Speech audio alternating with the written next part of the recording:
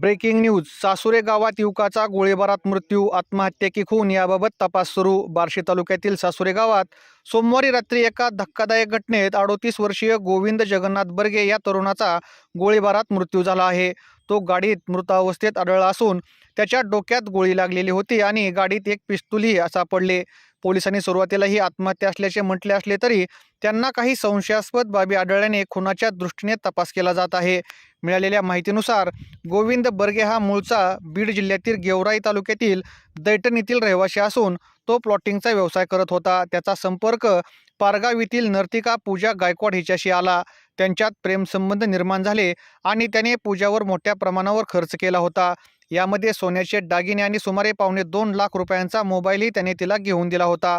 मात्र गेल्या काही दिवसांपासून त्यांच्यात वाद सुरू होता. हा वाद मिटवण्यासाठी गोविंद सोमवारी रात्री त्याच्या सोनेट गाडीतून सासुरे गावात पूजाच्या घरी आला होता. मंगळवारी सकाळी वैराग पोलिसांना गाडी उभी असल्याची माहिती मिळाली.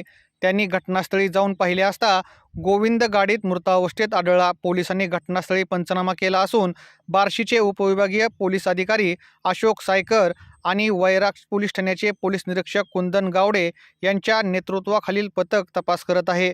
ही आत्महत्या आहे की खून याचा तपास पोलीस करत आहेत.